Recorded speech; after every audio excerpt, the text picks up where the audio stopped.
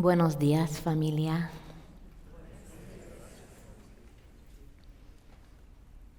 Welcome to the descent. So as we slip down deeper and deeper,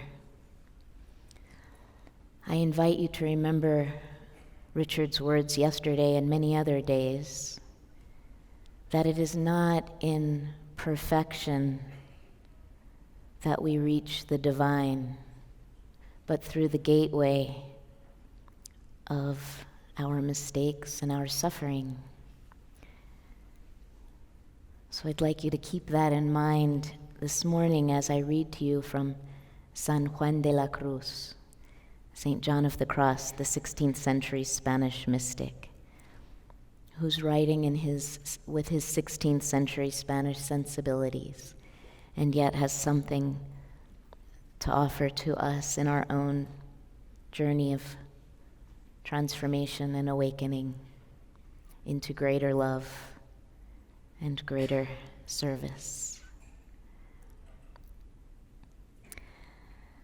So let's take 3 deep breaths, and I invite you to breathe all the way in and hold your inhalation for a while, for as long as you can, holding that inhalation before letting it all go and holding the exhalation. You're going to be doing this 3 times at your own pace, paying attention to every nuance of your breath as you inhale, hold, exhale, and hold. Noticing especially the empty space of the out-breath.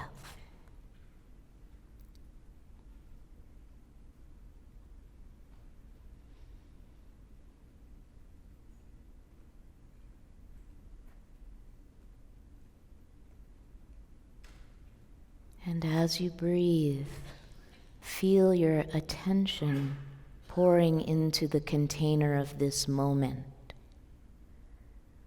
so that you fully inhabit your own dear body in this precious moment. Nowhere else to go, nothing to accomplish. Giving yourself the Sabbath gift of being fully present, resting right here.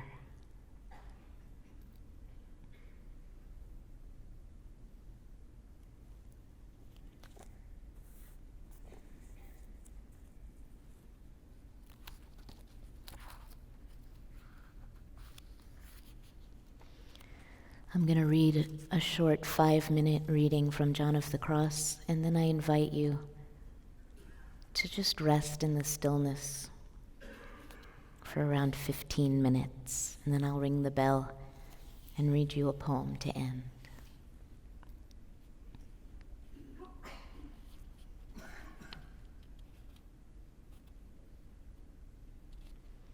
From Dark Night of the Soul, Noche Oscura del Alma.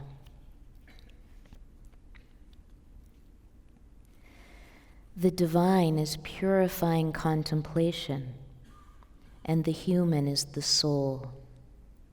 The divine lays siege upon the soul in order to make her new and to make her divine, stripping her of habitual affections and attachments to the old self to which she had been reconciled. The divine disentangles and dissolves her spiritual substance, absorbing it in deep darkness. In the face of her own misery, the soul feels herself coming undone and melting away in a cruel spiritual death.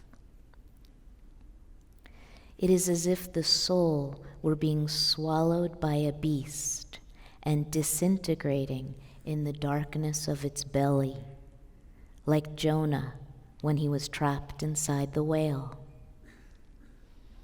She must abide in this tomb of dark death until the spiritual resurrection she is hoping for. Although the passion and pain defy description, David offers a glimpse when he says, "The groanings of death encircled me, the pains of hell surrounded me, and in my tribulation I cried out." But what the sorrowing soul feels most acutely is her conviction that God has rejected her and, in abhorrence, tossed her away into the darkness. It is unbearable pain to her to believe that God has forsaken her. Jonah says, "You have cast me out into the deep heart of the sea, and the current surrounds me. All its billows and waves pass over me, and I say, I am cast from the sight of your eyes, yet I shall see again your holy temple," which he says because this is when God purifies the soul so that she may behold that very thing. "The waters engulfed me even unto my soul. The abyss closed in upon me. The open sea covered my head. I went down to the deepest depths of the mountains. The locks of the earth have shut me away forever." As God purifies the sensual and spiritual substance of the soul in alignment with the exterior and interior faculties, she is thrust into emptiness, abandoned in the dry darkness. The sensory part of the soul is purified in aridity, the faculties in the emptiness of their perceptions, and the spirit in profound obscurity. In dark contemplation, the soul suffers the suspension of all her natural supports and perceptions, which is terribly painful, like hanging in midair, unable to breathe. God is purging the soul, devouring all the imperfect habits and inclinations she has contracted throughout her entire life, as fire consumes the tarnish of metal. Besides this natural and spiritual poverty, she is likely to suffer interior torment from the radical undoing of all the remaining imperfections rooted firmly in the substance of the soul. "I shall gather up the bones and light them on fire. The flesh shall be consumed and the whole composition burned, and the bones shall be destroyed," says Ezekiel. "Place it also empty upon the embers, that its metals may heat up and melt, its uncleanness taken away from it, its rust consumed." Purified in this forge, like gold in a crucible, as the wise man says, the soul feels as if she herself were coming to an end. David calls out to God, "Save me, Lord, for the waters have come in even unto my soul. I am trapped in the mire of the deep. I have nowhere to stand. I have come unto the depth of the sea, and the tempest has overwhelmed me. I have labored in my cry. My throat has become raw, and my eyes have failed while I hope in my God." God greatly humbles the soul now, so that he might greatly exalt her later. And he makes it so that when these feelings are quickened in the soul, they are soon stilled. Otherwise, she would die within a few days.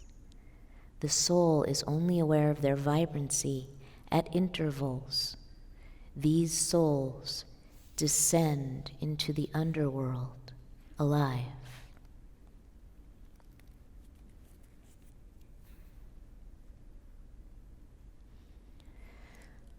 And so we abandon the self-improvement project and instead surrender to the holy fire.